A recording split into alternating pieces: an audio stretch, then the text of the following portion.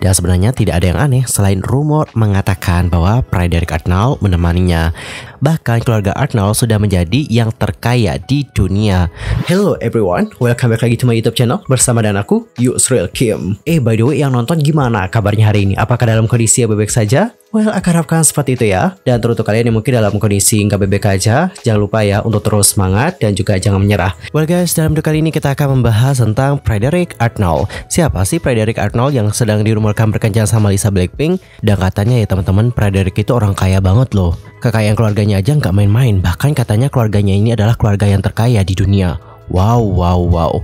Lantas seperti apa informasi selengkapnya? Yuk mari kita bahas bareng-bareng.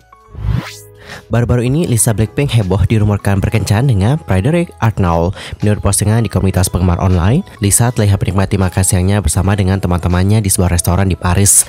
Dan sebenarnya tidak ada yang aneh selain rumor mengatakan bahwa Frederick Arnold menemaninya.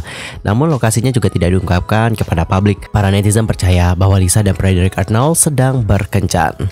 Sejak keduanya terlihat bersama, netizen benar-benar penasaran ingin tahu seperti apa hubungan mereka satu sama lain. Beberapa video dan gambar dibagikan di internet, di mana Lisa terlihat jelas. Namun wajah dari Frederick Arnold sengaja disembunyikan. Orang yang mengungkapkannya mengatakan bahwa mereka tidak dapat menemukan video yang memperlihatkan wajah dari Frederick Arnold. Dan hingga sekarang YG Entertainment belum menanggapi rumor tersebut, sehingga belum dikonfirmasi nih apakah Lisa berpacaran dengan Frederick Arnold. Jadi teman-teman, itulah awal mula kenapa Lisa dapat dirumorkan dating bersama dengan Frederick Arnold. Dan aku yakin kalian juga pasti penasaran banget dengan bagaimana sosok dari Frederick Arnold. Seperti informasi yang aku dapatkan, Frederick Arnold ini lahir pada tanggal 10 November tahun 1995 di Prancis. Ia lahir dari orang tua multi-miliarder. Mereka adalah Bernard Arnault dan juga Helen Mercier. Bahkan keluarga Arnold sudah menjadi yang terkaya di dunia. Sekedar tambahan informasi, ayahnya yang bernama Bernard Arnault diketahui merupakan tokoh bisnis, investor, dan kolektor seni Prancis. Ia adalah pendiri, ketua, dan CEO dari LVMH, Moet Hennessy, Louis Vuitton. Ini itu adalah perusahaan barang mewah terbesar di dunia guys. Menurut laporan Forbes, Arnold dan keluarganya diperkirakan memiliki kekayaan bersih mencapai 220 miliar US dollar per Juni 2023. Dan ini menjadikannya sebagai orang terkaya kedua di dunia. Ada yang tahu nggak siapa yang pertama? Antar komen ya di kolom komentar. Sementara itu, Frederick memperoleh gelarnya dalam bidang ilmu komputer dan matematika terapan dari École Polytechnique, yang mana ini adalah salah satu universitas ternama di Prancis. Menurut profiling-nya, dia magang di Facebook dan juga McKinsey & Company sebelum akhirnya bekerja di Tech Heuer. Saat ini ia berusia 27 tahun. Statusnya belum menikah dan pendapatan bersihnya di tahun 2023 diperkirakan lebih dari 50 juta US dollar. Mengenai kehidupan keluarganya, Frederick diketahui dekat dengan saudara laki-lakinya yang bernama Alexander dan juga Jean Arnold. Ketiganya sering muncul bersama kok pada liburan dan acara lainnya. Mereka juga berpartisipasi dalam pengejaran mewah. Meskipun saudara laki-laki Frederick yakni Jean adalah orang yang lebih tertutup dan juga tidak senang mengungkapkan detail kehidupan pribadinya kepada publik, Frederick sering nih memposting gambar mereka di Instagram. Frederick diketahui sebagai sosok yang berkomitmen untuk mencapai tujuannya meskipun masih sangat muda. Dia telah mendedikasikan dirinya untuk hal tersebut. Pria muda itu sepenuhnya menyadari betapa dia masih perlu membuktikan, dan dia melakukan segala daya untuk memastikan bahwa karyawannya melihat CEO mereka sebagai pemimpin dan mematuhi tujuan perusahaannya. Pengusaha muda ini pertama kali mengenal merek mewah Tech Heuer saat berusia 11 tahun dan menerima Tech Heuer Equalizer dari ayahnya. Ayahnya mengakuisisi perusahaan tersebut pada tahun 1999 dan sejak itulah berkembang menjadi merek jam tangan LVMH yang paling signifikan. Setelah saudara laki-lakinya yakni Alexander, Frederick adalah Arnold termuda kedua yang memegang posisi itu ketika dia diangkat menjadi CEO Tech Heuer pada usia 25 tahun. Ia juga mencurahkan banyak perhatian pada jam tangan terhubung yang saat ini mencapai 15% dari seluruh penjualan. Ia menghadiri École Polytechnique di mana dia ikut mendirikan dan menjual ke BNP, sebuah perusahaan pembayaran seluler, dengan seorang temannya. Setelah itu dia bekerja full time sebagai direktur strategi dan dan digital untuk Tag Heuer. Arnold menjabat sebagai paramedis utama untuk Paris Brigade of Sapeurs-Pompiers dari Oktober 2014 hingga Maret 2015. Frederick Arnold kemudian menjabat sebagai Direktur Strategi dan Digital Tag Heuer dari tahun 2018 hingga tahun 2020. Dia kemudian mendapatkan ketenaran pada tahun 2020 ketika ia bekerja sama dengan Ryan Gosling untuk Tag Heuer setelah ia mengambil alih. Dikarenakan Ryan juga tidak memiliki media sosial dan sebelumnya tidak pernah mendukung suatu produk, pengaturan awalnya tampak aneh.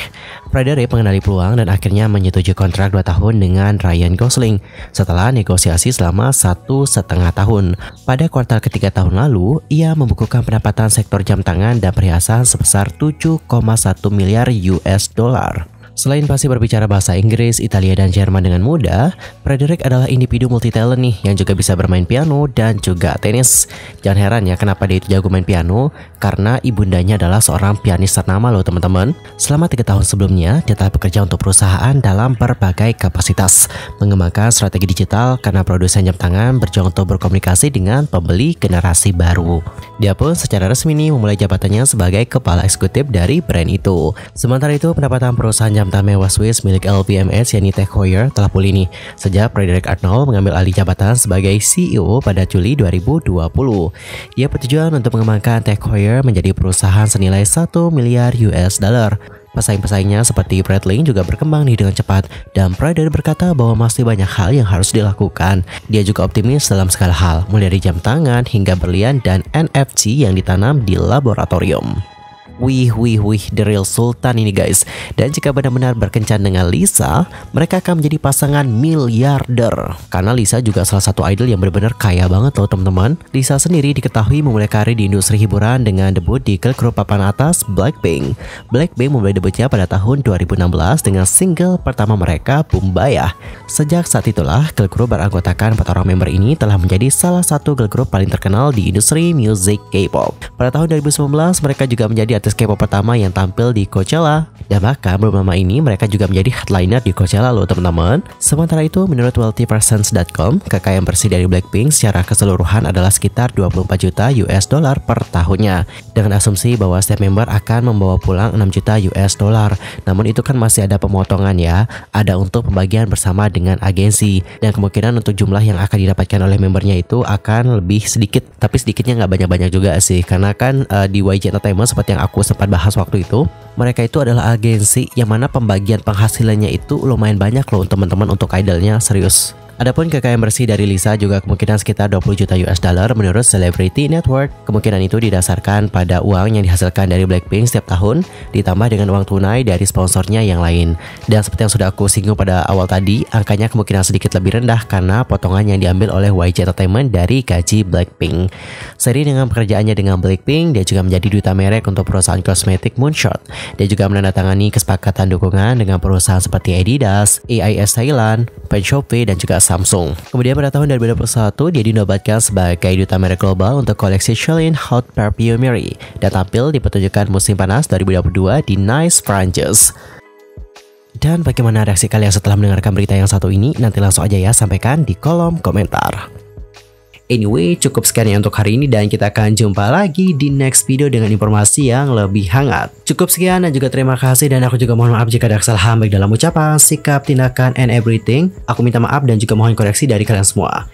See you next time di video berikutnya dan juga selamat beraktivitas ya teman-teman. Goodbye.